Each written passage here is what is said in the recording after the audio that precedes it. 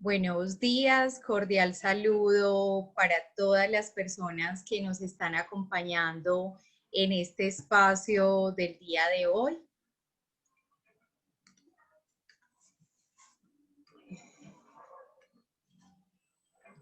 Buenos días. Darles una bienvenida a este espacio. Es un espacio que se ha pensado para toda nuestra comunidad universitaria y personas vinculadas con los procesos de bienestar en general. El día de hoy hemos diseñado y tenemos la presencia del doctor Guillermo Alonso Castaño, docente universitario de la Universidad CES. Él es nuestro panelista de hoy y quien nos va a acompañar en la temática que tenemos preparada para ustedes, que tiene que ver con el consumo recreativo de marihuana versus el cannabis medicinal. Este webinar se hace en alianza de Toma el Control de tu Vida, el programa de prevención adscrito a Bienestar Institucional, y el proyecto A Prevenir como proyecto que se enlaza a toda la prevención de adicciones que hace la Universidad Católica Luis Amigo. Entonces, sin más preámbulo, vamos, bueno, les cuento que el día de hoy, entonces el doctor nos va a acompañar durante un espacio de 1 hora más o menos. Posterior a eso, vamos a abrir un espacio de preguntas. Les solicitamos a los espectadores que para hacer sus preguntas lo hagamos a través del chat. Vamos a encontrar un chat específico que se llama Preguntas y Respuestas, y Gloria Esperanza Castañeda, coordinadora del programa Toma el Control de tu Vida, y yo vamos a estar acompañándolos en todas esas preguntas. El doctor nos acompañará a la primera parte y posterior haremos ese espacio de conversatorio. Doctor Guillermo, bienvenido y lo escuchamos.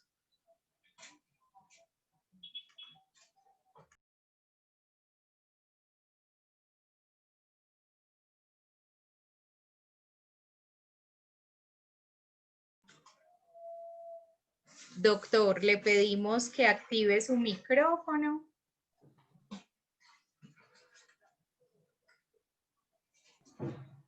Listo, ahí está. Buenos días, gracias a la doctora Sandra y a la Universidad Católica Luis Amigó por invitarme a ser parte de estos paneles que a buen recibo han decidido implementar con los estudiantes colaboradores de la Universidad Luis Amigó. Un saludo especial también para Gloria Esperanza, quien gran parte de su vida se ha dedicado al tema de la prevención en la universidad. Y por supuesto, felicitar la iniciativa también de A Prevenir para desarrollar este tipo de conversatorios y de temas. Hoy vamos a referirnos a algo de interés y que me gusta muchísimo trabajarlo, porque alrededor del cannabis pues ha habido muchos mitos, y más ahora cuando la legislación colombiana ha optado por legalizar la marihuana para usos medicinales. Un punto de partida es que, dada la tendencia en el mundo de legalización de la marihuana para usos medicinales, se plantea ahora que cuando hablemos de recreativo nos refiramos a la marihuana y que cuando nos refiramos a lo medicinal hablemos de cannabis. Quizás puede ser un sofisma de palabras, pero la verdad es que sí hay alguna diferencia importante entre lo que es el cannabis para uso recreativo o marihuana y el cannabis para uso medicinal, que intentaré pues a través de esta charla aclarar algunas dudas y, si queda tiempo, pues responder preguntas. Voy a compartir pantalla.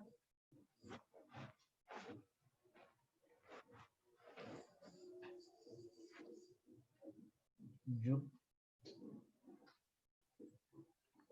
ya no, discúlpenme que tengo que abrir primero la presentación.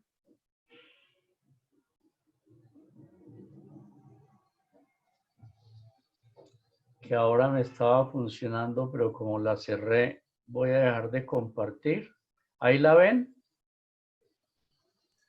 Sí, doctor, ahí está en pantalla. Perfecto.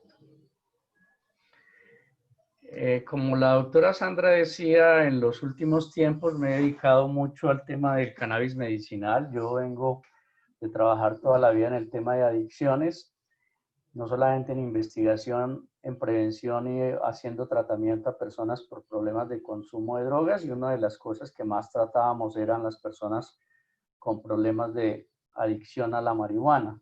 Y por esa razón conocía de fondo mucho más la marihuana, pero ahora me he centrado no solamente en seguir insistiendo en los problemas que puede producir el cannabis en las personas, sino también los efectos benéficos para algunas patologías en los cuales hay evidencia. La marihuana es muy antigua, es originaria de Asia y pues primero los tallos y las fibras del cannabis eran utilizados para producir fibras y confeccionar diversos productos textiles, y 4000 años antes de Cristo ya se utilizaba el cannabis para producir fibras textiles, cuerdas y demás. Pero desde el año 2700 antes de Cristo ya empezaron a encontrársele algunas propiedades farmacéuticas que fueron bien utilizadas por algunas culturas. A América llegó en el año 1531 y la trajo precisamente Cristóbal Colón con todos los viajes que hizo, y específicamente esto lo trajeron en el año 1531 cuando en España, y el presidente de la Real Audiencia de la Nueva España, como se determinaba aquí en América, Centroamérica y Colombia, se propuso que se plantaran frutas de Castilla de España, cáñamo también que lo conocía España por haber estado esos cultivos en Asia, y algunos linos. Entonces, este año es interesante porque quienes trajeron a América, no necesariamente a Colombia, pero a América, el tema del cannabis se hizo en el año 1531. A partir de ese año, por supuesto, el cultivo de cannabis y la planta que se trajo de cannabis sativa, ahora miraremos que es cannabis indica, cannabis sativa, pero la primera que trajeron fueron esta. Los indios empezaron a cultivarla y empezaron a usarla para algunas sesiones relacionadas con los cultos a los dioses que hacían para tener alteraciones de conciencia y comunicarse con sus dioses, que fue la primera cuestión que hicieron, y luego utilizando las hojas, las semillas y las flores para algunos temas medicinales. Esta planta es una planta anual que pertenece a una clase de familias, como ustedes ven ahí, Cannabanácea, y que fue clasificada botánicamente en 1753. Es una planta pues muy antigua, de la que se conocen 3 especies, pero de las cuales ahora realmente conservar esas especies puras es muy difícil. La cannabis sativa es la más grande que ven ahí, la cannabis indica un poco más tupida y más pequeña, y la cannabis rudelaris. Se definía la cannabis sativa como aquella planta que activaba, la cannabis indica como aquella que relajaba, y la rudelaris con menos propiedades psicodilépticas, relajantes o activadoras, por supuesto con los demás efectos que produce cuando esto se consume.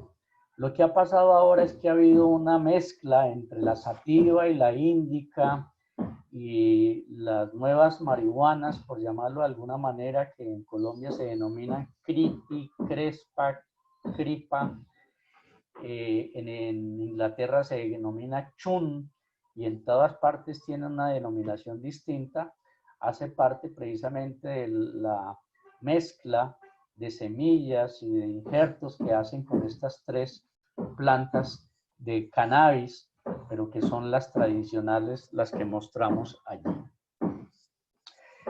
Importante decir que las propiedades psicoactivas, tanto que producen problemas psicodilépticos como que producen actividad en el sistema nervioso central, porque todos los cannabinoides producen activación en el sistema nervioso central, se producen en las flores y en las hojas, pero en esas lagrimitas que ven ahí, que parecen gotas de agua, que son los tricomas. Realmente en esos tricomas es que están los principios activos del cannabis. No solamente recogen los principios activos del cannabis esas tricomas, como se llaman, sino también que le sirven a la planta para protegerse de insectos y demás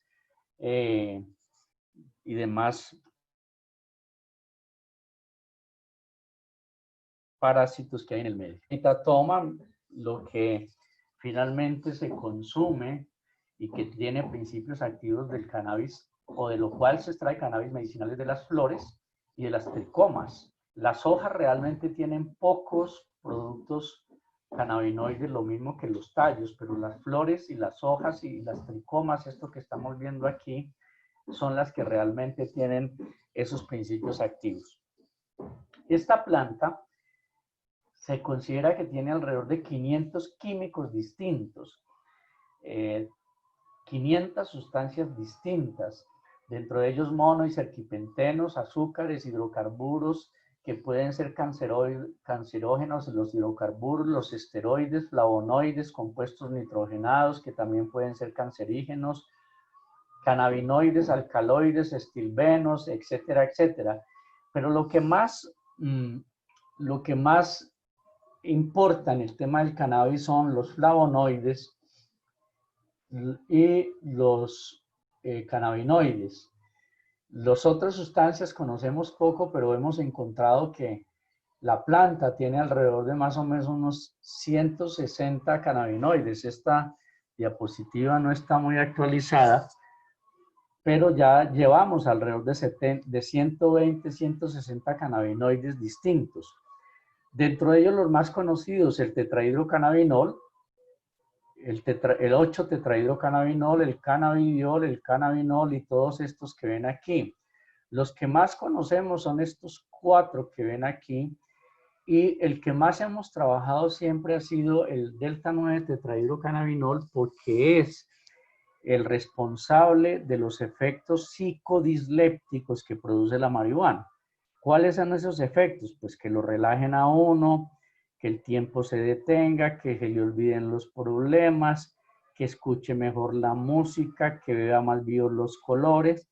Es decir, todos esos efectos placenteros que trae el consumir cannabis lo produce el delta 9 tetrahidrocannabinol, en alguna medida el delta 8 tetrahidrocannabinol, pero los otros compuestos, cannabidiol, cannabinol y todos estos que ven aquí a mi derecha, tienen componentes psicoactivos, pero no psicodilépticos. ¿A qué me refiero? Psicoactivos es que alteren la percepción, los estados de conciencia. Eso es psicodiléptico. Y psicoactivo es que actúen en el cerebro, y vamos a ver cómo todos actúan en el cerebro. Los usos de la marihuana, pues, tradicionalmente han sido utilizados para muchas cuestiones. Se ha producido papel, se ha producido textiles, sobre todo los tallos, las fibras del tallo y de las hojas. Se han producido plásticos. El primer carro que hizo Estados Unidos, la Ford, lo hizo con plástico extraído de cáñamo. Se han hecho ladrillos para construcción, se ha producido alimentos con las semillas y las hojas para los animales, se han hecho suplementos alimenticios, se han hecho esencias para aceites en el cuerpo, para cosméticos en el cabello, para la piel, se ha hecho comida y por supuesto se ha hecho medicina. Todo esto se ha hecho al respecto. Pero decirles que la marihuana en un inicio fue legal en todo el mundo, inclusive había publicidad como esta que hay aquí de la década de los 30, 1930 más o menos, 1934, se hacía referencia a cómo la marihuana favorecía las relaciones sociales, favorecía el sexo, favorecía el amor. Y se hicieron muchos productos alrededor de la marihuana. Pero en 1937, Estados Unidos, por unas presiones muy grandes de los grupos conservadores de Estados Unidos y religiosos, que decía que la marihuana embombaba a la gente, enloquecía a la gente, la violentaba, cosa pues que ya hemos visto que aunque la marihuana produce problemas, no es tan problemática como lo decían en esa época. Se prohibió el tema de la marihuana para usos legales y no se podía comercializar ni se podía consumir desde 1937. Pese a la prohibición que siguió en todo el mundo y la Organización Mundial de la Salud con el proyecto de las Naciones Unidas y la Junta Internacional para la Fiscalización de las Drogas, empezaron a prohibirla desde ese tiempo hasta que en 1961 en la Convención Única de Estupefacientes aparece ya la marihuana clasificada como una sustancia ilegal y prohibida en todo el mundo.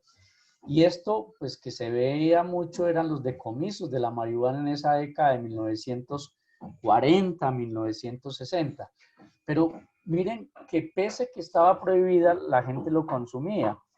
Y hubo dos grandes movimientos en el mundo que colocaron la marihuana, pese a su ilegalidad, otra vez en la cultura y en la sociedad.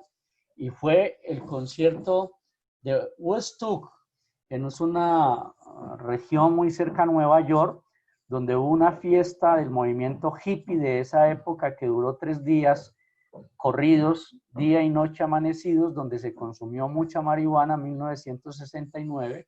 Esta es una foto de ese concierto de Woodstock, que curiosamente 3 años después, Medellín, como buenos paisas y antioqueños, y en Colombia se replicó ese concierto mundial y se llamó el concierto de Ancón.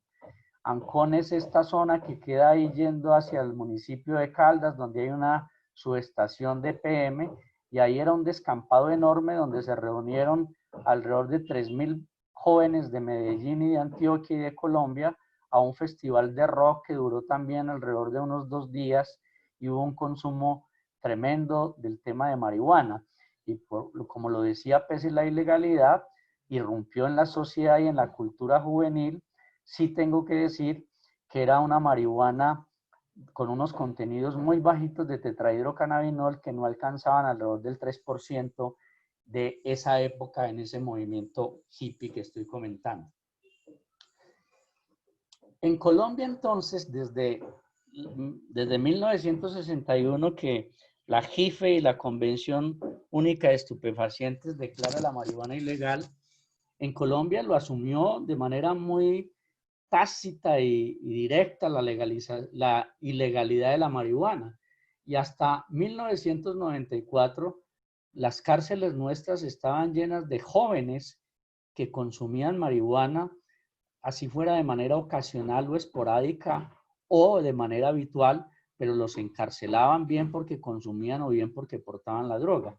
Pero en 1994, a raíz de la Constitución de 1991, la sentencia C-221 del magistrado Gaviria declaró inexequible esos artículos de la Constitución que prohibían y volvían ilegal el consumo de marihuana y además que llenaba las cárceles con los consumidores. Y aparece la despenalización del consumo y la despenalización de la dosis personal. Una cosa es que la marihuana sea legal y otra cosa es que la marihuana esté despenalizado el consumo y despenalizado el porte de dosis personal.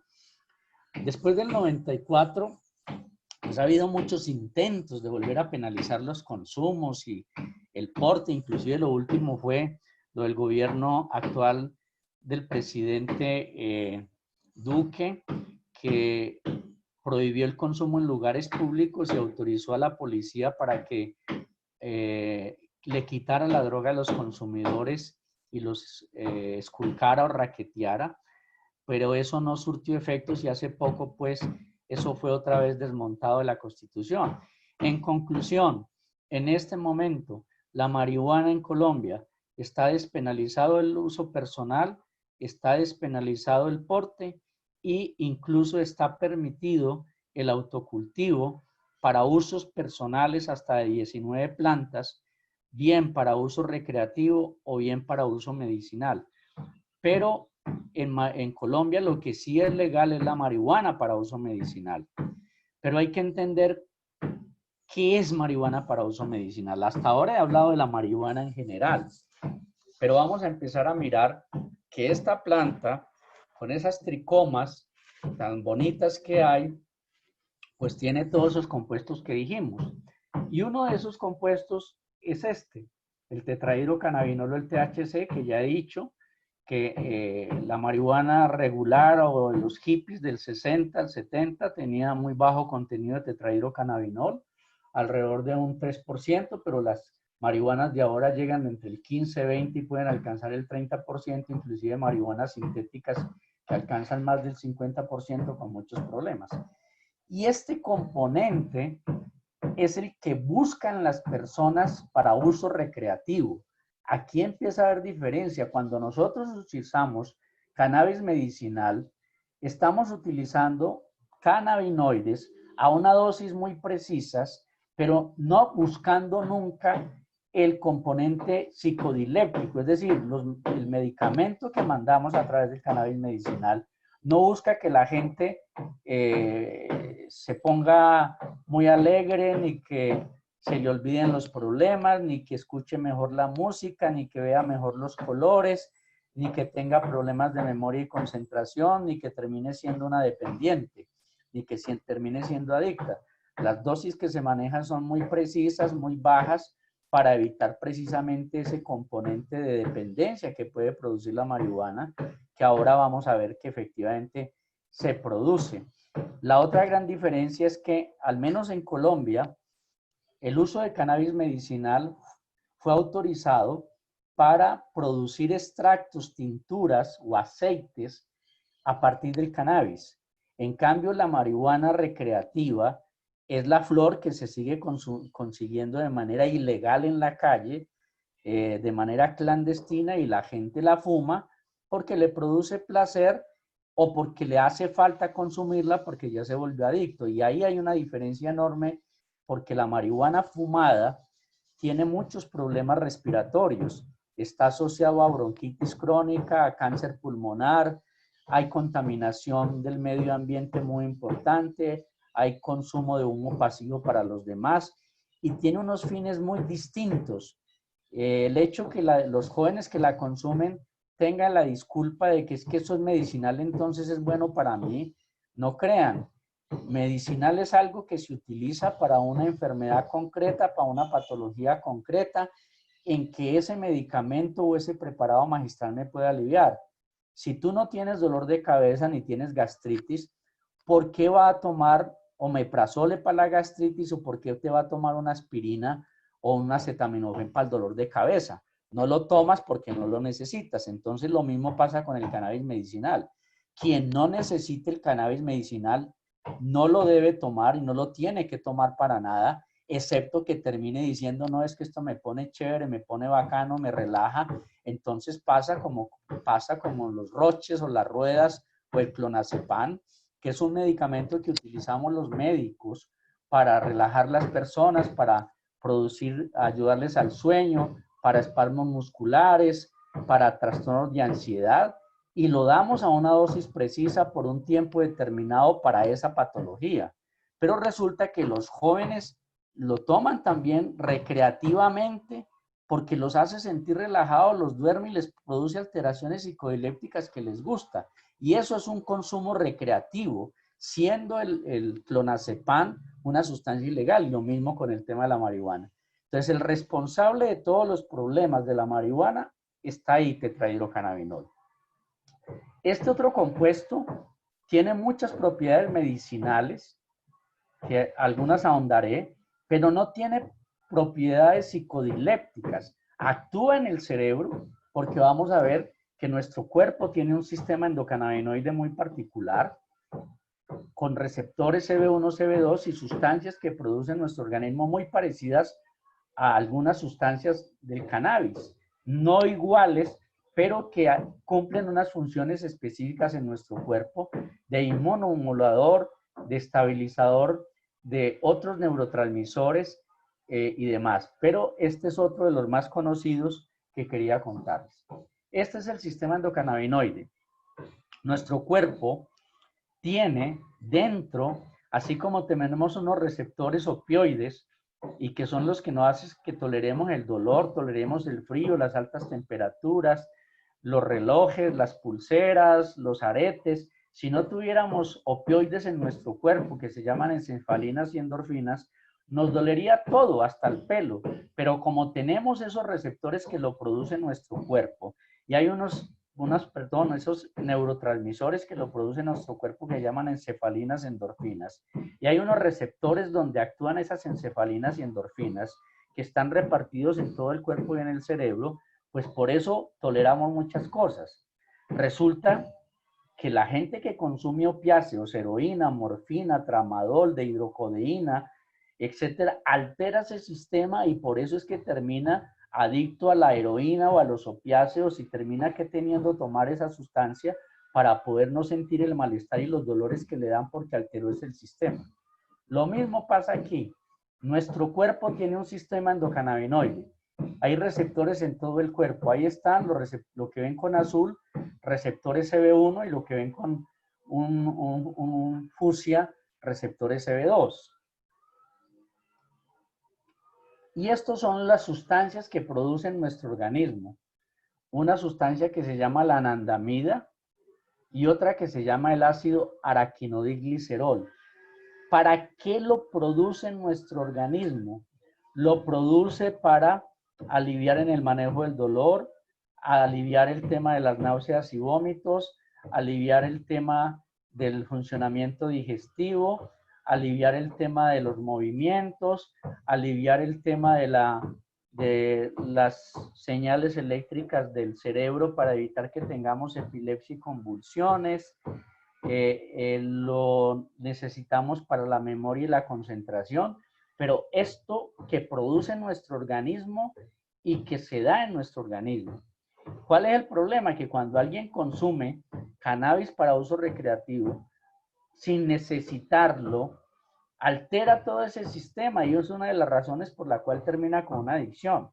Hay una hipótesis que dice es que las personas que tienen ciertos problemas como los que vamos a ver ahora, tienen alterado este circuito, o porque les falta anandamida, o les falta acetylglicerol, o tienen muchos receptores cannabinoides, o les falta receptores cannabinoides, y eso hace que se presenten ciertas enfermedades y que se necesite darles derivados de cannabis preparados, porque se coge la planta, se le hacen procesos químicos para extraer los productos. De esos que hablé, de los 160 cannabinoides, se extrae el THC, se extrae el CBD, el cannabigerol, la cannabinarina, los terpenoides, y de acuerdo al conocimiento médico, se hacen unas mezclas en unos aceites para dárselo a la persona y contribuir a esa deficiencia que tiene y aliviar ese mal.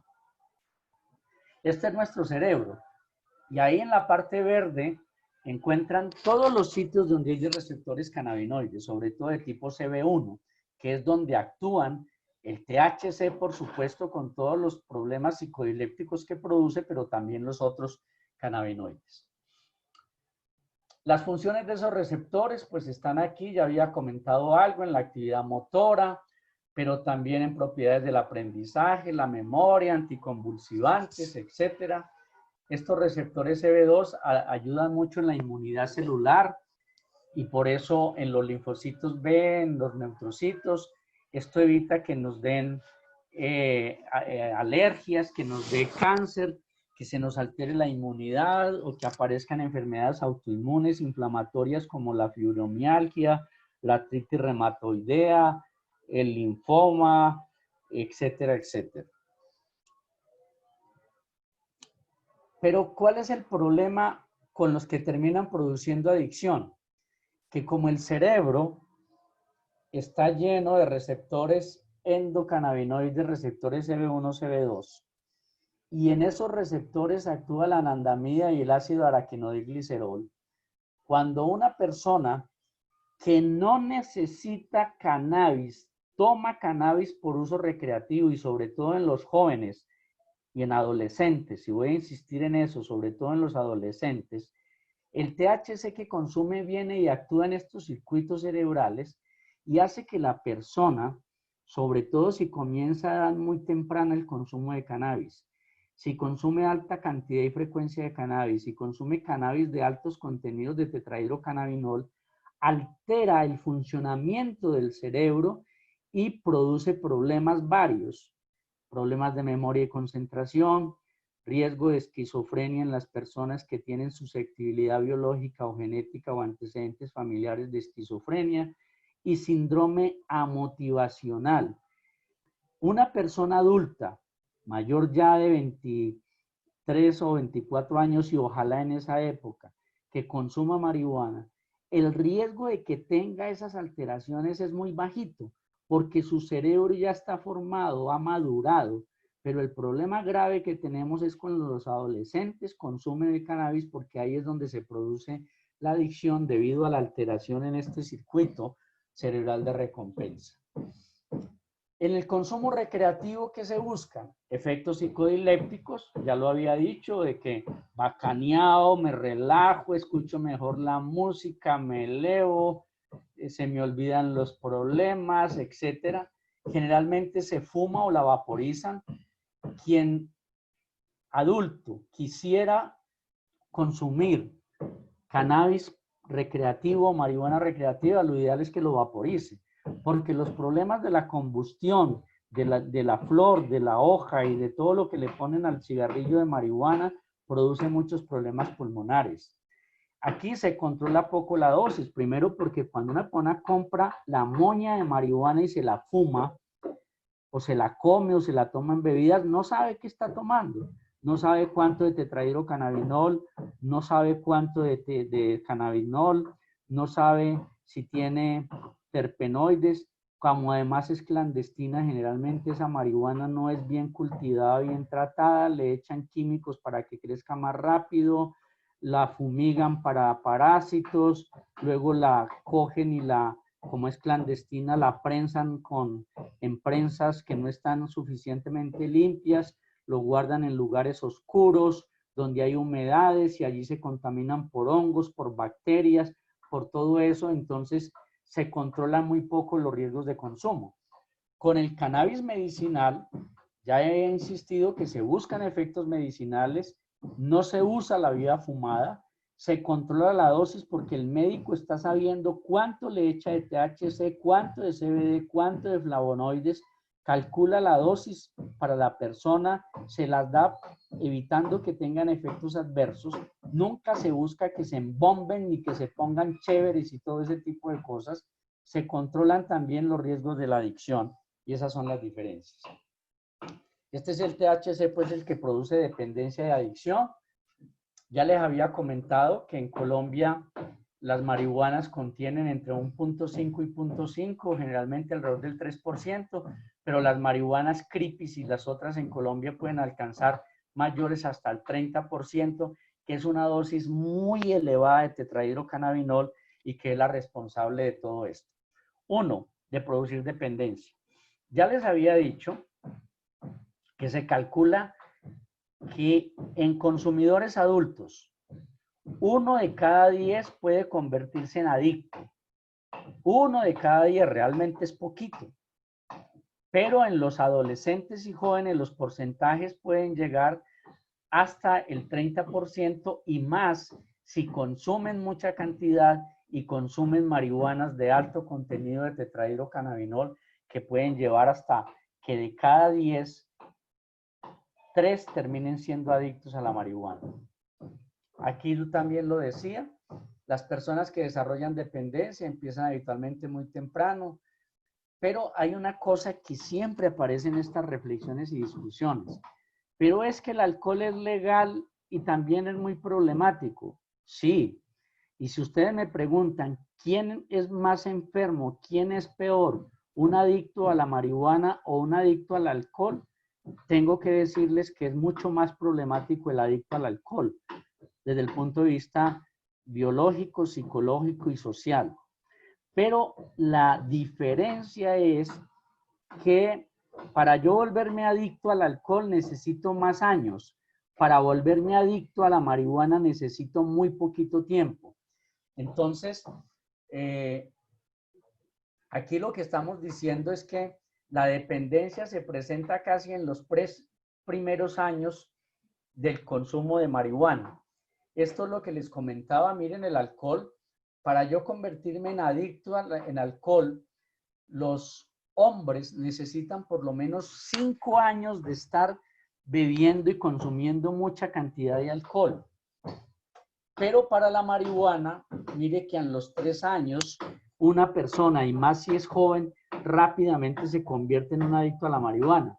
Con otras sustancias, pues es mucho mayor. Por ejemplo, miren ustedes, con la cocaína, apenas al año una persona puede volverse adicta. Y si miramos la heroína o el bazuco, podrían ser menores de 1 año. Pero esto es interesante porque mira que el problema es lo temprano de la adicción y aunque es mucho más problemático el alcohol y la cocaína, por supuesto, esta comparación que hacen muchas veces entre cannabis y alcohol no tiene mucho sentido. Y el otro problema es que como el consumo de marihuana es tan frecuente en la adolescencia, aunque el alcohol produce también muchos problemas en el desarrollo neuronal y en la maduración del cerebro, se ha encontrado que es mucho más problemática la marihuana. Y es más problemática porque se producen problemas de memoria, capacidad de juicio, dificultades para llevar a cabo operaciones mentales complejas, alteraciones perceptivas. Por supuesto, pues son esto lo que más llama la atención. A dosis bajas que puede producir euforia, risas inadecuadas, sensación de bienestar, aumento de autoconfianza, todo ese tipo de cosas que es lo que uno busca con la marihuana recreativa. Pero en un joven que se está desarrollando su cerebro, el problema de la dependencia y los problemas de memoria y concentración son muy graves. Y otra cosa para mí, como experto y médico, especialista en tema de adicciones, lo que más grave me parece es un síndrome motivacional. ¿Qué es el síndrome motivacional?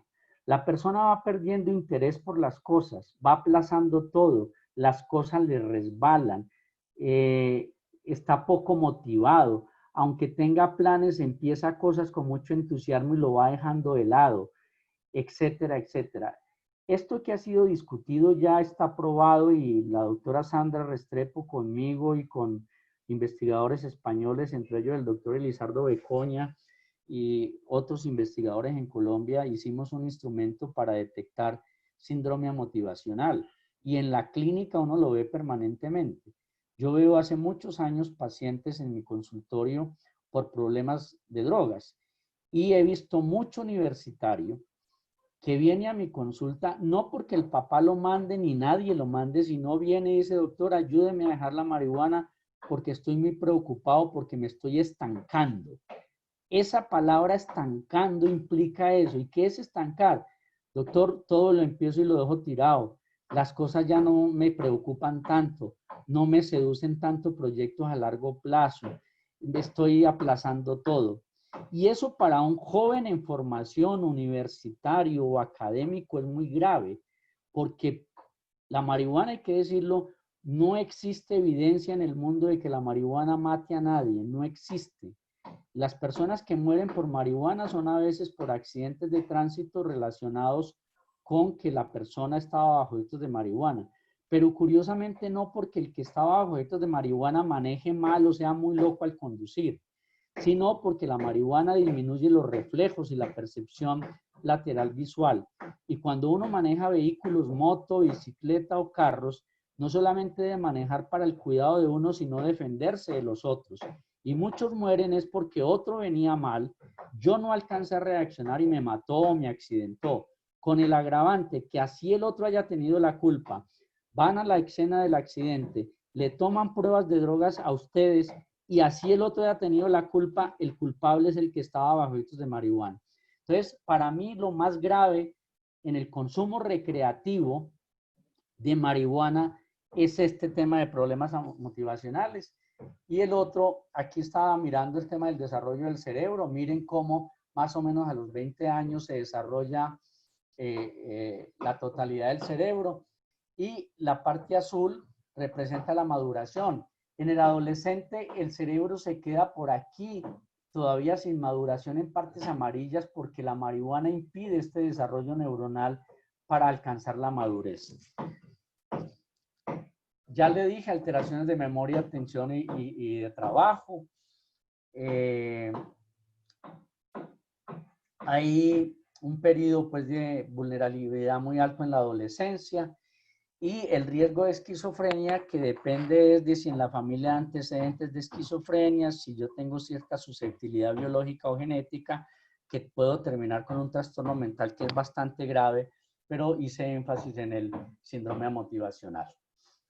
Ahora, ya les comenté, marihuana medicinal es extractos, tinturas que se sacan del cannabis y que se dan a unas dosis determinadas para una patología determinada y demás.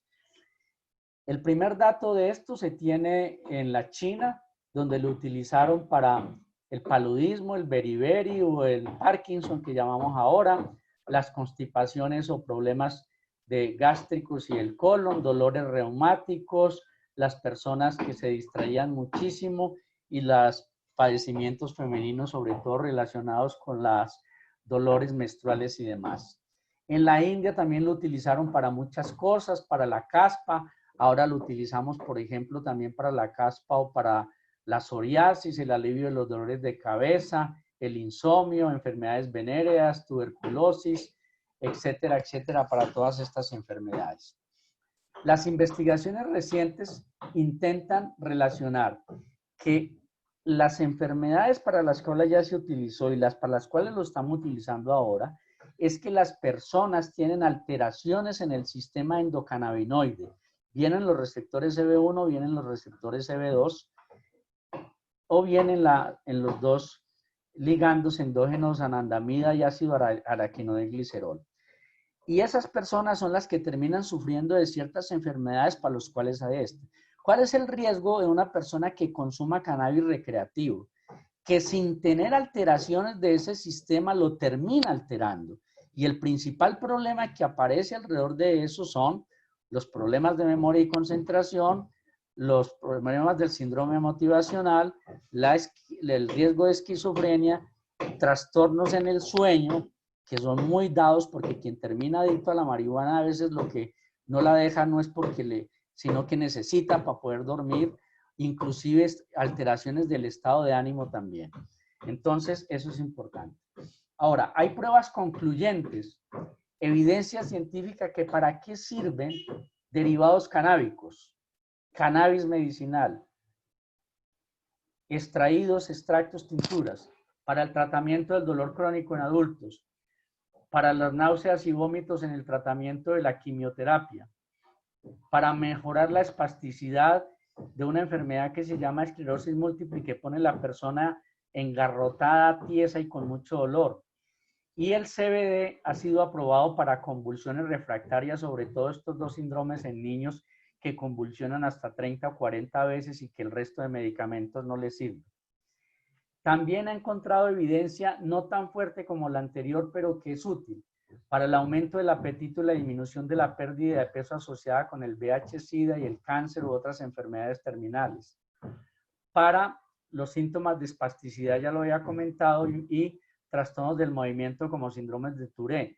El síndrome de Tourette es un síndrome en el cual, sobre todo en niños, tienen una serie de gestos en la boca o en el cuerpo, en el cuello, que se mueven involuntariamente. También se ha encontrado que mejora los signos de ansiedad, sobre todo el CBD. Con CBD también se ha encontrado su utilidad en la demencia, en la presión intraocular para el glaucoma y en la depresión de dolor crónico o esclerosis múltiple. Menos evidencia, pero también que se está buscando para estas enfermedades, para el cáncer, para síntomas asociados a la esclerosis lateral amiotrópica, para el síndrome de Parkinson, para la distonía, que son movimientos anormales en las personas, para la abstinencia al uso de sustancias adictivas. Por ejemplo, el CBD se está utilizando para quitar la adicción a la marihuana, quitar la adicción al alcohol, quitar la adicción a los opiáceos. Y resultados en salud mental con CBD, sobre todo para la esquizofrenia. Si notan, he manejado varios términos. En algunas enfermedades sirve THC, CBD, cannabigerol. En otras sirve más THC y no sirve para nada para otras no sirve para nada el THC porque antes complica las cosas y hay que dar CBD.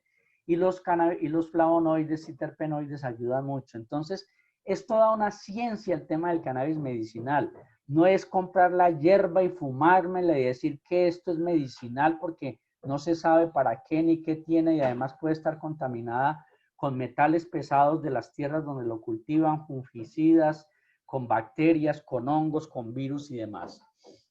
Estos son los medicamentos que hay aprobados en el mundo por el INVIMA y por la FDA, que es la Food Drug Alimentation de los Estados Unidos, o la empresa de medicamentos de Europa, que se llama EMA, y ha aprobado estos productos con base en cannabis.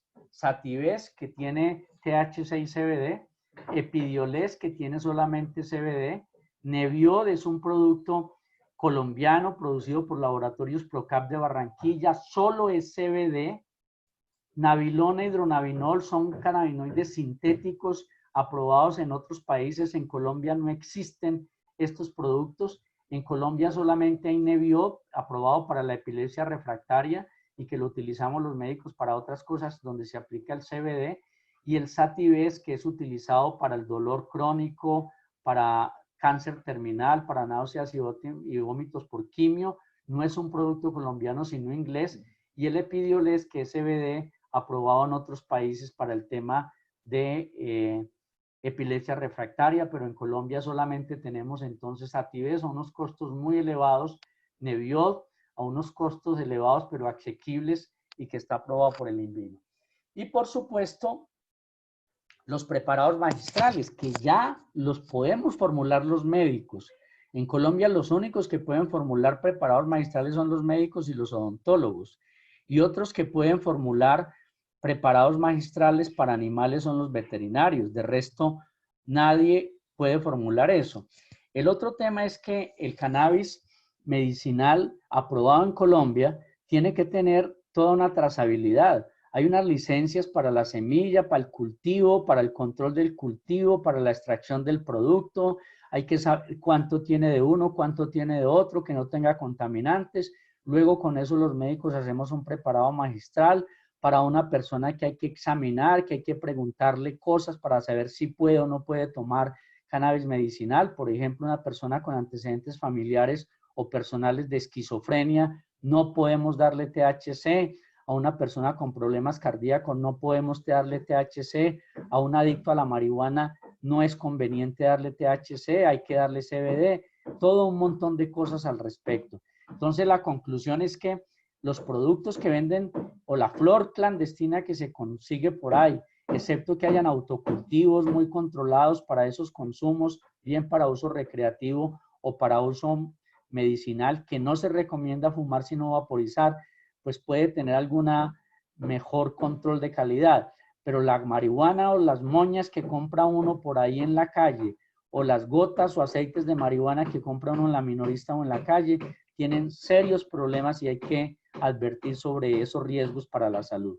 Con esto termino, pues agradezco su tiempo, espero haya aclarado muchas dudas y seguramente aparecerán preguntas que pues nuestras compañeras lo resolverán, y si hay algunas que no puedan, pues reciben el chat y yo con mucho gusto luego en otro momento puedo ayudarles a contestar, porque tengo que dejarlos porque paso a otra reunión importante que tengo.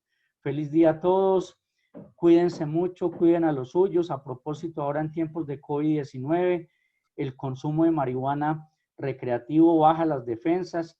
El consumo de marihuana recreativo, cuando se consume en grupo y usted comparte el bareto con otra persona, de su boca a otra boca, puede estar transmitiendo el virus o recibiendo el virus. Entonces hay que mantener la distancia social, lavado de manos, no compartir pipas, ni cigarrillos, ni parafernalia, ni nada de eso. Feliz día y muchas gracias por su atención. Espero haya cumplido las expectativas. Muchas gracias, doctor Guillermo. Muchas gracias, doctor. Yo creo que, pues por supuesto, en su ponencia nos describe el objetivo que teníamos planteado para este espacio. Yo sé que usted va a retirarse antes, pero a mí me gustaría, pues porque intenté recoger algunas preguntas y le voy a hacer un par de preguntas antes de que nos deje de acompañar, y las otras pues abriremos el conversatorio, pues las responderemos Gloria y yo en este espacio. Preguntan específicamente, bueno, usted ya lo mencionó dentro de la evidencia, el tema de que sirve el cannabis medicinal para la convulsión, pero también nos preguntan por la depresión y el autismo. Si existe evidencia científica sobre tratamientos con cannabis medicinal para la depresión y el autismo. Sí, existe evidencia para la epilepsia, pero ya saben que es CBD, a un menor de edad no se le puede dar nada de THC.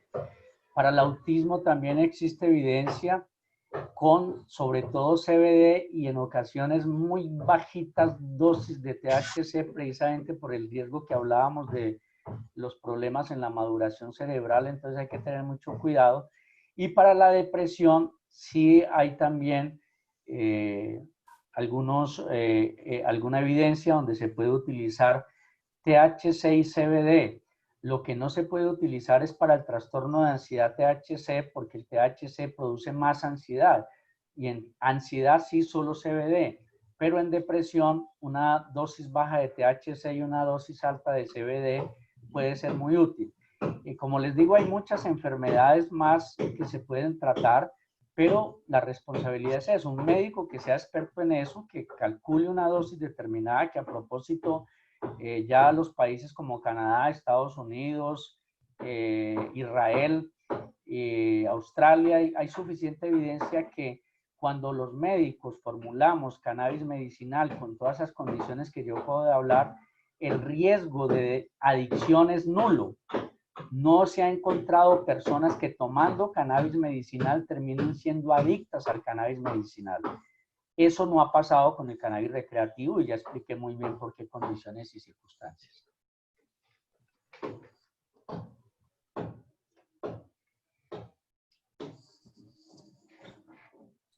Sandra, disculpa, no te escuchamos. Sandra, los tengo que dejar. Sandra, no te escuchamos. Sandra, Tiene el teléfono apagado, Sandra. Sandra, no te escuchamos. Doctor, lo último que nos dicen para dejarlo ir, ¿dónde conseguir esos productos? Aquí en Medellín. Pues realmente en Medellín la única clínica que está teniendo esos productos y tiene médicos entrenados se llama Medican IPS. Medican IPS, pueden buscarlo en la página web. Medican como Medican con doble N, IPS seguido, y ahí encuentran la institución, los médicos, y allí pueden encontrar preparados magistrales con todas esas condiciones y registros INVIMAS y demás. Ya me están llamando de la otra reunión, pido disculpas, fue un placer. Cualquier otra cosa, pues con mucho gusto más adelante podemos hacerlo. Hasta luego. Muchas gracias, doctor, por su ponencia. Y bueno, ya vamos a aprovechar este espacio para continuar con algunas respuestas, y si vemos que unas tienen un orden muy de lo médico, pues entonces lo que vamos a hacer es compartírselas al doctor para luego compartir con ustedes esas respuestas. Bueno, Gloria ya está aquí. Veía dentro de las preguntas que pues, hacían referencia al síndrome amotivacional. Preguntaban si el síndrome amotivacional es reversible. Con respecto a eso, pues la evidencia lo que muestra es que sí, cuando una persona y cambia poco a poco sus hábitos, con el tiempo puede mejorar nuevamente su motivación y no es permanente. Lo que sí es que hay una recomendación de hacer entrenamiento cognitivo al respecto, puesto que esto puede, digamos, demorarse mucho más si no se hace un efectivo acompañamiento. Gloria, por aquí hay una que creo que tú nos puedes ayudar a responder. Dice, ¿cuáles son los factores asociados al consumo y la aceptación social como factor de riesgo para la adicción? Yo creo que pues la pregunta está orientada a que hablemos un poquito de los factores de riesgo del consumo de marihuana, pero también si la aceptación social que tiene la marihuana se convierte también en un factor de riesgo para ser adicto. Ok. Me parece importante plantear, introducir digamos, como un término muy usado en relación con el tema de factores de riesgo sociales, que es el de la naturalización. O sea, naturalizar el consumo de marihuana efectivamente legitima el consumo en ciertos sectores sociales o en ciertos grupos sociales, pero no solamente eso, sino que también está asociado a la legitimación de algunos lugares de consumo. Entonces, todos sabemos que en la ciudad, cuando no estábamos en pandemia, pues no sé ahora, probablemente algo también de eso sucederá. El Parque de Periodista y el Parque Carlos R. Restrepo, aquí muy cerquita a la Universidad Luis Amigó, están naturalizados como espacios de consumo. Las personas van allá a consumir, saben que allá está el expendedor, incluso las autoridades se hacen los de la vista gorda ante esos espacios. Entonces, la naturalización y la legitimación de lugares que autorizan el consumo en esos lugares, y cuando digo la autorización es una autorización social, una cierta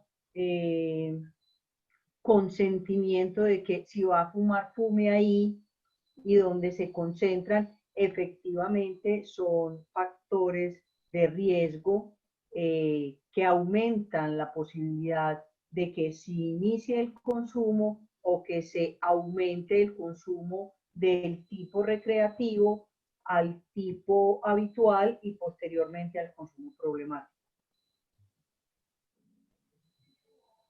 Muy bien, Gloria. Yo creo que eso es claro y quisiera añadir para complementar eso, y es que definitivamente algo que nos tiene que llamar muchísimo la atención, no voy a hablar del concepto factor de riesgo, sino percepción del riesgo. Y por supuesto, ya nos lo mostraba, digamos, el doctor Guillermo en su exposición, si se compara, digamos, la marihuana con otras sustancias, por supuesto podemos hablar de un riesgo que no es equivalente. Lastimosamente también percibirla completamente, o sea, que no se perciba bien su riesgo, pone en riesgo a las personas que lo consumen, ¿cierto? Porque hay algo que es vital y para todos los que nos están acompañando en este espacio es: ninguna sustancia en sí misma es completamente, digamos, segura. Todas las sustancias psicoactivas, sean legales o ilegales, son sustancias que generan, digamos, tienen riesgos, generan unas consecuencias. Y no porque unas sean más o menos, podemos decir de que se vuelven entonces completamente seguras. Y que ese es a veces, digamos, algo, una percepción, incluso un mito que hay que cada vez trabajar más porque desaparezca, es que muchos jóvenes hablan de la marihuana como natural y que eso es lo que lo hace segura. Y esa no es la condición, pues ya vimos todos los químicos que contiene siendo natural y que no lo podemos, digamos, desconocer completamente. Voy a... Sí, Gloria. Un último comentario en esa vía que me parece interesante, y es que en la población juvenil, en general en todos los seres humanos, pero en la población juvenil tiene mucha más presencia, y es un poco el efecto de una alta influenciabilidad, una cierta homogenización a la identificación con ciertas prácticas. Entonces, el consumo de marihuana es una práctica muy común en los jóvenes en la cual se identifican los otros como una forma de pertenencia, ¿sí? Entonces, pareciera que el raro es el que no consume marihuana. Ese es el que está el que está out, ¿sí? Por fenómenos de identificación necesarios y propios del momento de la adolescencia y la juventud. Lo riesgoso es que el consumo, como genera adicción, así se quiera posteriormente desidentificar de esa práctica, pues probablemente le resultará un poco más complejo. Bueno, por aquí tenemos otra pregunta. Dice: ¿qué permiso o qué capacitación hay que tener para ser productor de cannabis medicinal? Y si hay alguna asociación de cannabis medicinal donde se pueda asesorar. Pues con respecto a esto hay que decir que ya hay toda una reglamentación. Esta reglamentación la hace el Ministerio de Salud.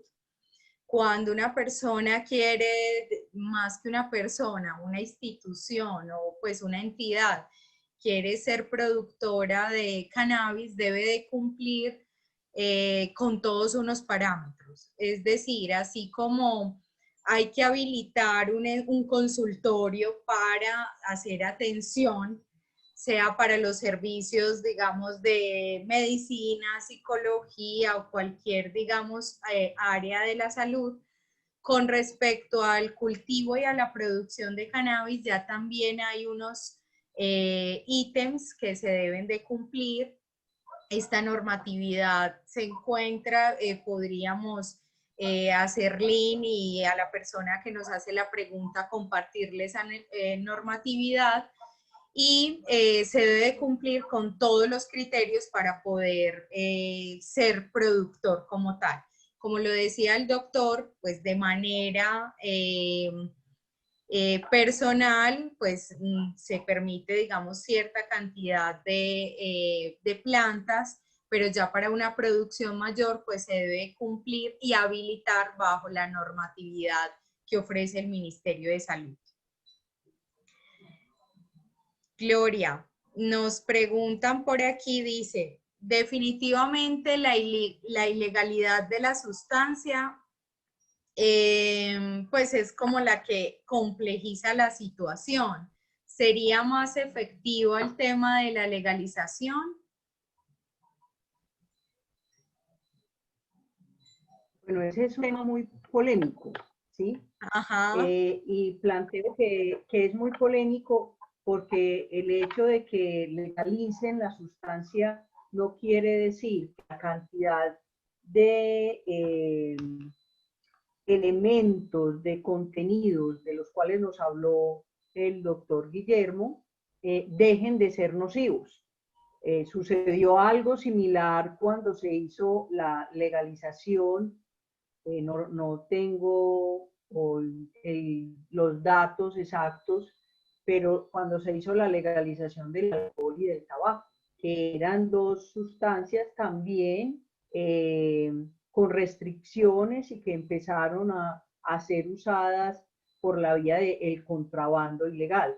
El hecho de que el alcohol sea una sustancia legal no le quita la nocividad a su uso. Entonces, es muy complejo y es muy polémico porque detrás de ello, detrás de la legalización, lo que hay es toda un andamiaje económico, político, de poderes, ¿sí?, que están en juego. Lo que se alcanza a visualizar es que en un futuro muy lejano estará legalizada la marihuana en Colombia como lo está legalizado en California, como está legalizada en Holanda, pero que eso no implica que haya disminución en la nocividad de la sustancia. Lo que habrá allí probablemente sean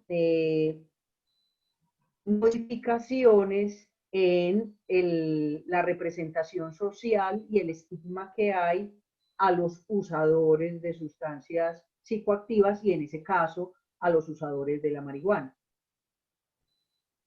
Yo quisiera complementar eso que tú estás diciendo y precisamente fue parte de las conclusiones que tuvimos hace un par de años en un evento que hicimos sobre marihuana medicinal en la universidad, y nos acompañaban personas del Ministerio de Salud, docentes, investigadores de varias universidades que trabajan sobre el tema y definitivamente planteaban lo que tú estás diciendo, de la legalidad no hace que la sustancia sea menos problemática o que no cause dificultades.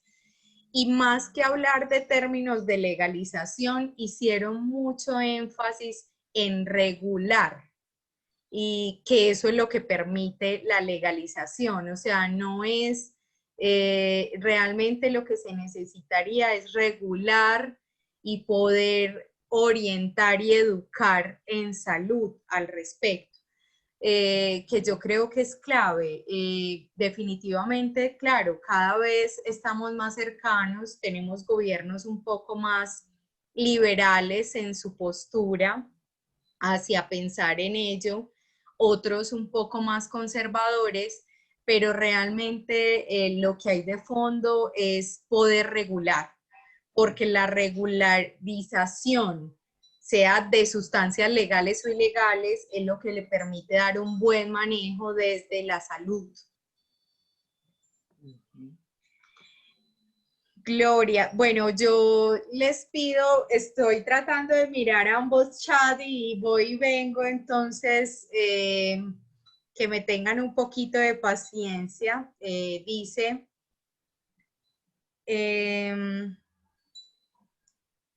esa percepción de riesgo se puede menguar con una pedagogía de consumo responsable, es decir, educación para un consumo responsable, promoción de autocultivo, por ejemplo, o las estrategias de prevención se centralizan en la anulación del consumo. Yo me atrevería a decir, la pregunta, esa última parte nos dice, cuando yo estoy haciendo prevención, ¿solo puedo pensar en abstinencia?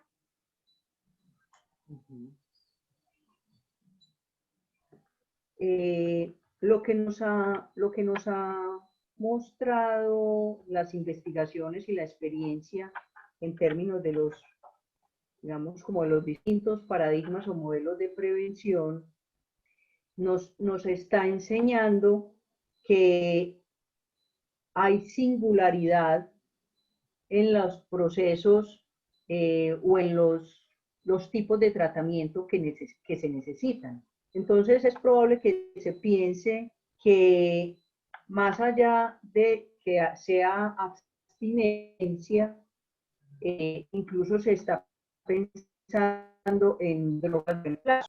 Entonces se reemplaza el uso de una sustancia mucho más nociva por una sustancia menos nociva, ¿sí? Pensar en la abstinencia total creo que es un enfoque que en los modelos tradicionales de comunidad terapéutica, por ejemplo, fue el caballito de batalla durante mucho tiempo, pero que hoy se está relativizando esa posición por distintas vías, o sea, por una opción por la vía de mayor funcionalidad, disminución o reemplazo de unas drogas duras por unas drogas blandas, ¿sí? De hecho, digamos, el tratamiento de reemplazo del consumo de heroína o acompañamiento, Sandra, te pido ahí que me generes claridades porque no las tengo, del uso de la metadona como una forma sustitutiva, ¿cierto? Entonces, en la vía de la abstinencia, el modelo de la abstinencia total creo que es un modelo que se ha demostrado que tiene muchas deficiencias y que genera altos grados de deserción y de recaídas en las personas que se vinculan a procesos de tratamiento que tienen ese modelo, ¿sí?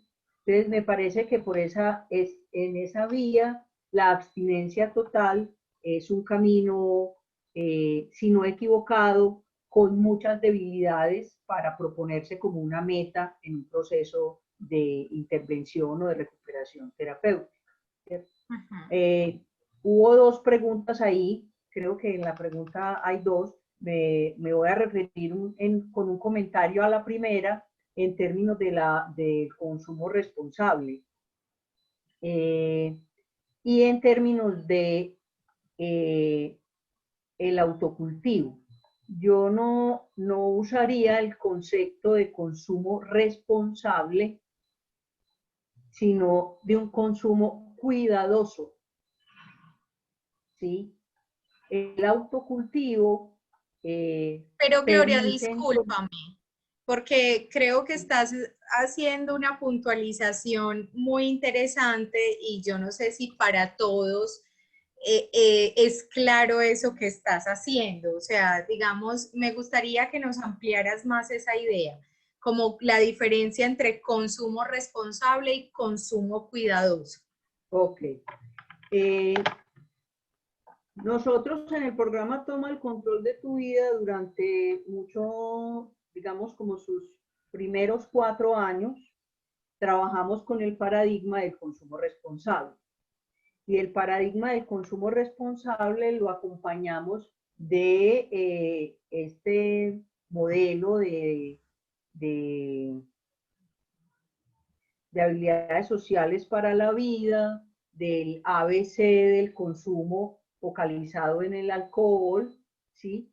Y en esa lógica fuimos aprendiendo que había una serie de estrategias, de herramientas que podíamos enseñarle a los estudiantes que tuvieran en cuenta para disminuir los riesgos y los daños a la hora del consumo, ¿sí?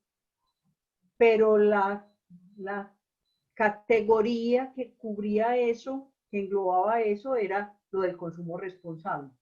Y fuimos aprendiendo con los talleres en los muchachos que ese tema del consumo responsable terminaba siendo como un resguardo para justificar el consumo, porque ellos se asumían como responsables en la decisión de consumir. Es que yo soy responsable, ¿sí? Yo asumo la responsabilidad, pero no es asumir la responsabilidad de lo que le va a pasar si consume. Es asumir la responsabilidad de cuidarse para disminuir los daños del consumo y los riesgos del consumo. Esto implica el autocultivo, velar porque no sean tierras contaminadas, velar porque no sean semillas alteradas químicamente, velar por el cuidado de su plantica en el balcón, está generando además un cuidado, además de un cuidado en lo que va a consumir, también una disminución o digamos un corte en la red que está asociada a la cadena del consumo, a la cadena del distribuidor, del microtráfico. O sea, hay una serie de elementos que están en juego allí. Entonces creo que hay una confusión de la que hay que ocuparnos pedagógicamente con mucho cuidado de promover el consumo responsable en el contenido del cuidado. Porque los muchachos en los colegios, en las universidades, digamos que adhieren frases, adhieren conceptos, se los acuñan para justificar el consumo diciendo que ese es un consumo responsable. Pero entonces la invitación es a el cuidado en el consumo, una serie de prácticas cuidadosas para el consumo. Muy bien. Gloria, por aquí hay otra pregunta que dice, ¿cuáles serían los principales indicadores de que una persona es adicta al cannabis? Bueno, yo creo que el principal indicador es que no pueda vivir sin cannabis, no pueda comer sin cannabis, no pueda hacer el amor sin cannabis, no pueda escuchar música sin cannabis. Algo así como que el cannabis se convierta en su objeto donde coloca todas sus energías, sus pulsiones, sus sueños y sus deseos. Algo así como un amante. O sea, que el cannabis sea su compañía y reemplace los vínculos, las diversiones y todas las otras opciones vitales por el consumo de cannabis.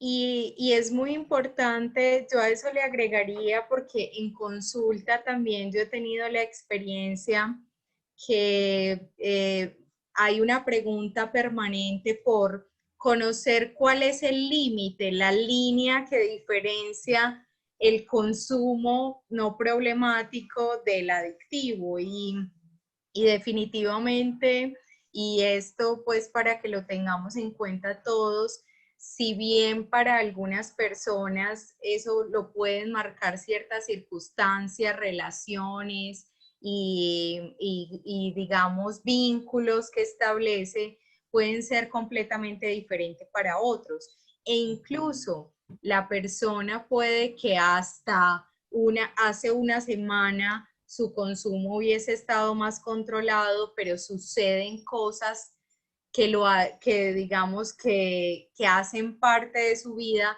que transforman ese consumo de un día para otro y que no es tan fácil establecerlo, porque hay una idea como a veces en la pregunta que surge como de dígame de 1 a 100 hasta dónde voy y en 100 ya me convertí en adicto. Y así no pasa.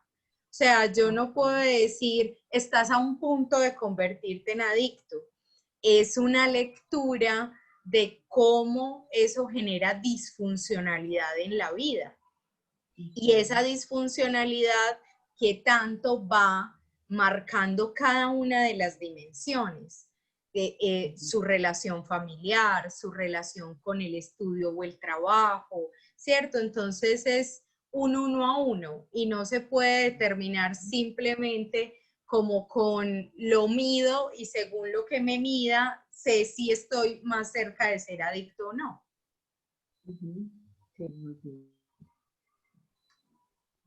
De alguna manera Sandra, lo que también hemos aprendido es que sin desconocer la nocividad de las drogas, en este caso de la marihuana, sin desconocer esa nocividad, la mata que mata, como hubo un tiempo, una campaña, ¿sí? No mata si no establezco una relación con ella. Entonces, se trata del tipo de relación que establece un sujeto particular con esa mata que mata. ¿Sí? Es entonces estar muy atentos al tipo de relación que establece el sujeto con, en este caso, la marihuana. Si es una relación de amantazgo, como lo acabo de mencionar, que lo distancia del resto de las dimensiones de la vida sin su compañía.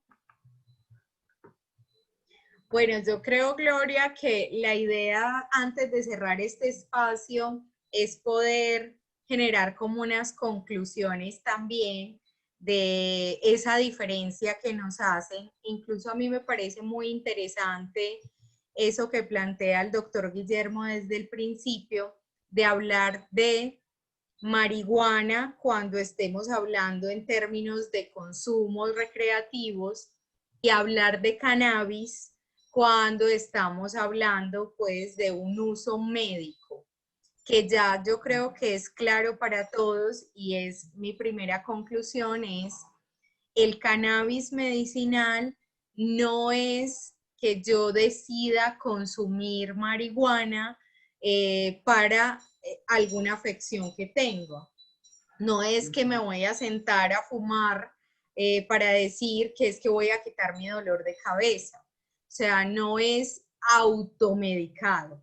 El cannabis medicinal, como su nombre lo dice, pues requiere de una formulación médica, de un preparado de componentes que puede variar según la patología y pues que está en ese orden de relación con la medicina, pero que los usos por fuera de ahí pues no podríamos llamarlo en esos términos.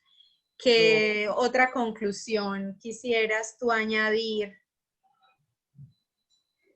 Pues hay un elemento que el doctor planteó y que me parece muy interesante, sobre todo para los que trabajamos con adolescentes y jóvenes, en el escenario educativo, educación secundaria, universitario, y es lo riesgoso, el alto riesgo que se corre por el efecto que tiene el consumo de marihuana o de cualquier otra sustancia en la población de adolescentes.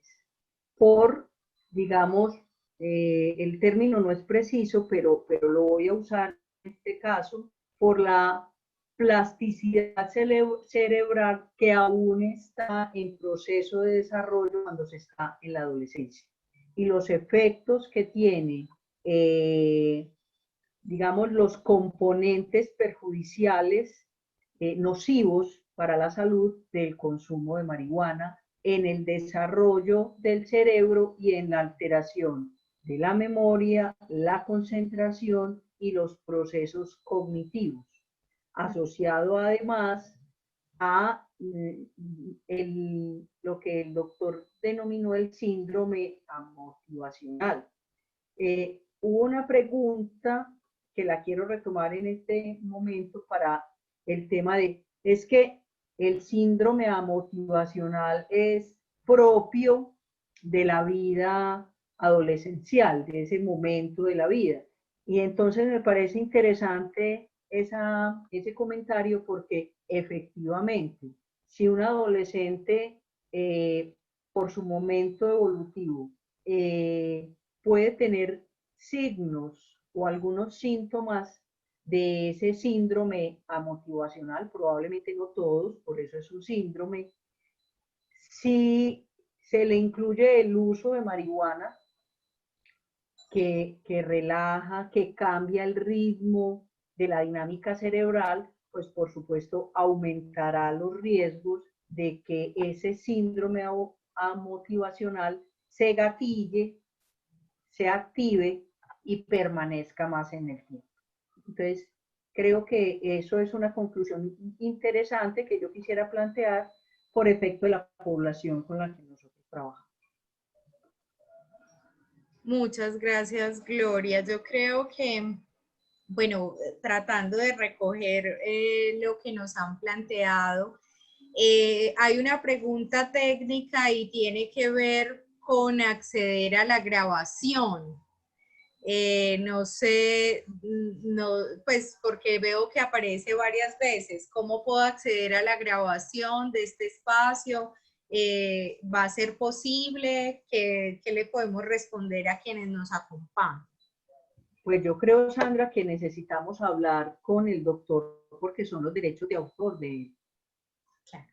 Entonces, que pues por efecto del trabajo que nosotros venimos haciendo en nuestra alianza Prevenir Toma, pues nuestra función es generar saber, discusión, estos espacios, pero los derechos de autor de la ponencia son del doctor Guillermo, entonces tendríamos que consultar con el doctor Guillermo para saber si les podemos colgar la grabación de este evento en algún lugar donde la gente pueda acceder, pero previo a consultar con el doctor. Creo yo que ese es el camino más indicado. Perfecto, entonces quedamos como con esa tarea de preguntarle a él y de ser así, pues a través de los correos que quedan registrados en el listado de asistencia que ustedes están llenando y que les pedimos en este momento a quienes todavía no lo han hecho, pues por favor lo hagan dejándonos sus datos y además evaluando el espacio, pues porque hay unas preguntas que están orientadas precisamente a la valoración de este espacio. Y a través de esos correos, pues les haríamos saber sobre compartir este video. Gloria, ¿tú quieres ampliar algo más? Y si no, pues aprovechar, pues porque hablábamos al principio de que este es un espacio de una vinculación, de una alianza que tiene un proyecto como el proyecto de prevención de adicciones Toma el control de tu vida, que hace parte de bienestar institucional, y el proyecto a prevenir, que es un proyecto de investigación, ahora se ha aliado, digamos, para unir esfuerzos en todo el tema de la prevención de las adicciones. Y pues no quisiera que cerráramos este espacio sin antes aprovechar para hablarle un poco a quienes nos acompañan de cómo están siendo prestados los servicios en este momento y en estas condiciones, por si alguien quiere acceder a una asesoría, a un acompañamiento por parte de Toma el Control de tu Vida. Ok, muy bien, Sandra, muchas gracias. Pero antes de olvidar, antes de que lo olvide, y para pasar a lo que tú me estás planteando, que les contemos del evento del 3 de septiembre, el próximo webinar. Me parece importante que podamos realizar esto. Bueno, sí. Les cuento, pues, dentro del proceso de esta alianza, pues hemos determinado unos eventos. Esos eventos son estos webinars que esperamos hacerlos mensualmente, pero particularmente el próximo lo tenemos planteado para dentro de 8 días, 3 de septiembre. Y es una invitación especial para padres de familia. O sea, queremos también involucrar a personas, a los padres de familia, de nuestros jóvenes, pero también en general, porque vamos a hablar de detección de consumo y consumos contemporáneos. Entonces, aprovechar también para hacerle la invitación, pues no es exclusivo para padres de familia, lo decimos así pues porque generalmente son los más interesados en conocer de este tema, pero por supuesto pues la invitación general a quienes nos acompañan hoy y pues que hagan también esta invitación a otras personas que crean que puedan estar interesadas, que conviven con adolescentes, que conviven, digamos, con personas a las que quisieran hacer una orientación adecuada al respecto. Muy bien, gracias, Sandra. Bueno, no, quería comentarles que, bueno, primero que está el programa Toma el Control de tu Vida. En este agosto estamos cumpliendo 10 años de funcionamiento, estamos pues como en celebración de este tiempo de existencia, de esta adolescencia del programa. Sí, estamos, pues yo particularmente estoy muy contenta por esta efeméride, si podemos llamarlo así. En este momento, en función del tema de la pandemia, venimos trabajando como todos virtualmente. Los practicantes, Tomás y Manuel, están realizando los talleres en los grados, en los niveles 1 y 2 de todas las carreras.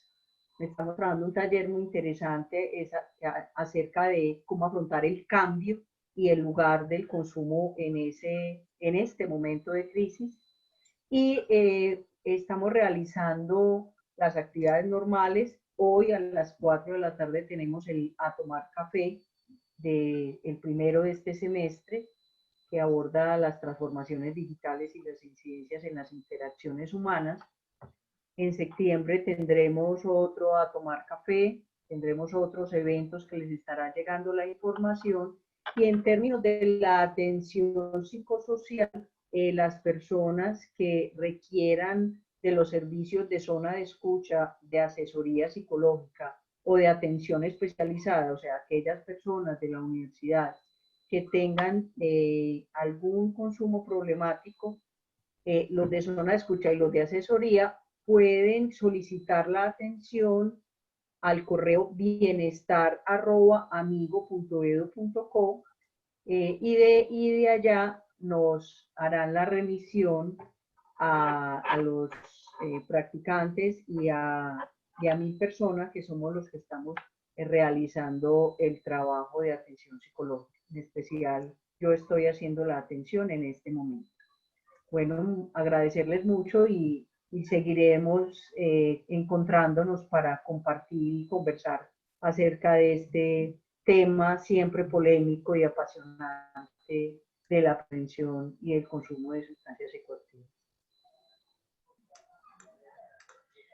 Bueno, yo creo que para dar cierre a este espacio, muchas gracias por su compañía. Estaremos comunicándonos con ustedes para saber si es posible el tema de la grabación y abrir la invitación a que nos acompañen el próximo 3 de septiembre, pero este webinar lo vamos a hacer a las 6 de la tarde, esperando poder contar también con esos padres de familia que sabemos que están cumpliendo con sus responsabilidades también laborales, entonces para que lo tengan, digamos, presente. Bueno, buena tarde para todos. Igual, Gloria. Hasta luego. Bueno, chao. Chao.